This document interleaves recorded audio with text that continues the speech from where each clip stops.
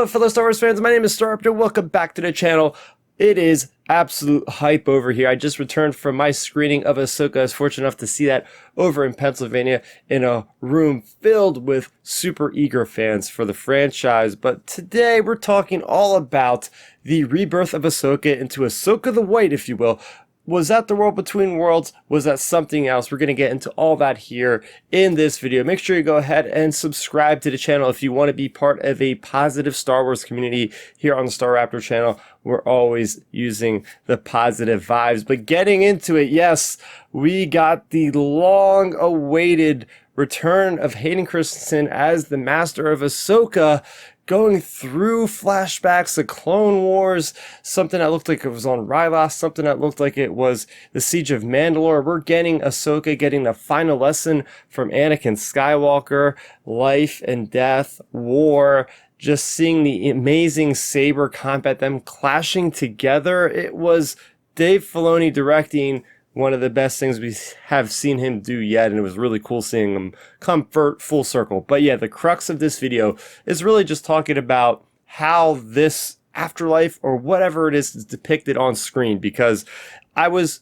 honestly quite surprised that we did not get any kind of backstory relating to Rebels about Ahsoka fighting Vader, about her being pulled by Ezra back into World Between Worlds. I posted a video about last week's episode specifically about what the World Between Worlds is, but after watching this week's episode, Shadow Warrior, it seems like maybe it wasn't that. I like how this is another instance, at least, of a Padawan being knighted in this kind of ethereal plane, right? We've seen this happen in Star Wars Rebels with Kanan Jarrus fighting against the Jedi Temple Guard that unmasked himself and revealed himself to be none other than the Grand Inquisitor, and then knighting Kanan Jarrus well after the fact of the fall of the Jedi Order. So this almost seems like it's more in that territory. I was fully expecting to see portals in this episode, in this area that Ahsoka was in, with these, you know, transparent kind of energy like catwalks of seeing portals of things going on, but we didn't see any of that. It was simply this odd kind of way, but it's making me appreciate it, because if this was the World Between Worlds, we're not really sure. Imagine trying to explain that to the mass audiences, right? It's one thing if it's in an animated series. They're trying to put this out to the mass audiences. I could see people really getting lost and seeing them kind of question Star Wars needing time travel. Like, that would be kind of strange. Whereas in this context, Lucasfilm has chalked it up where Ahsoka was killed by Baylan Skoll, and she was strong enough in the Force to basically persist living, right? We've seen certain instances, a lot of instances actually, of characters dying a lot recently in the Obi-Wan series, between Grand Inquisitor getting impaled, between Reva getting impaled, going back to the Clone Wars itself, and Phantom Menace with Maul being cut in half, severed in half, and using his hatred to follow through and go after Obi-Wan and survive and all that crazy stuff.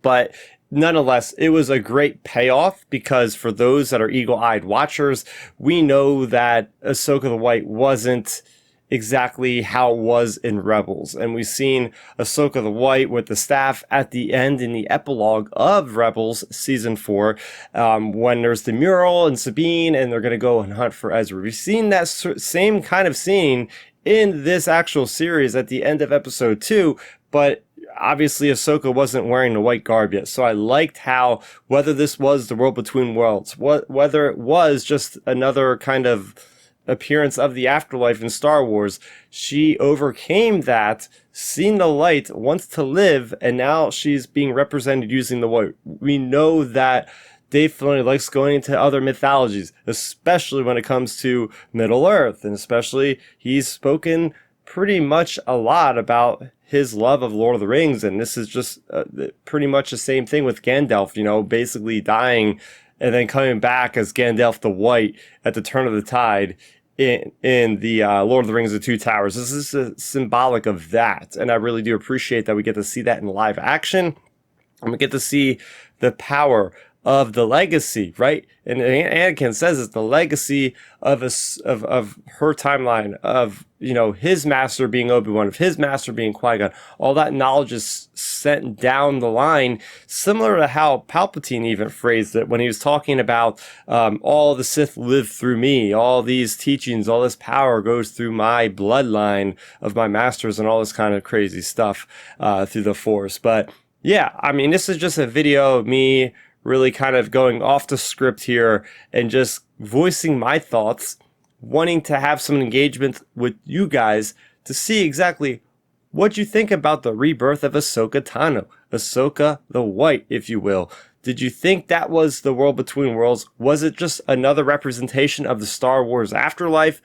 Maybe a little bit of a mixture of both? Hey, maybe it's possible we'll still actually get some explanation of what this place was when Ahsoka maybe talks to Sabine as her apprentice, and she could share this information about, you know, Sabine thinking she was dead, and we'll call back to something like this. I could see that actually happening. So we shall see. But for right now, I'm very excited. This was a great episode. It's no wonder why they put this into theaters for us, because this was really something to behold on the big screen. Just seeing those duels playing out, seeing the Clone Wars. Oh my gosh, that was just amazing. So let me know in the comment section below what you think about this video. And as I said off the top, go ahead and subscribe to the channel if you want to be part of a very positive Star Wars community. We have a podcast that goes live every Sunday where we talk more in depth about these Ahsoka episodes and much more in the Star Wars galaxy. That's going to do it for me, Starpter. Thank you so much for watching, and may the Force be with you always. Thanks for checking out the video. Please hit that thumbs up symbol. It helps me know that I'm making content that you guys enjoy. And if you enjoyed this video, I also include 2 videos down below you guys should check out. And please consider subscribing to this channel. It helps support me, and it notifies you guys of when I get new videos up on the channel. You can also contact me on Twitter, Facebook, and Instagram @StarRaptor.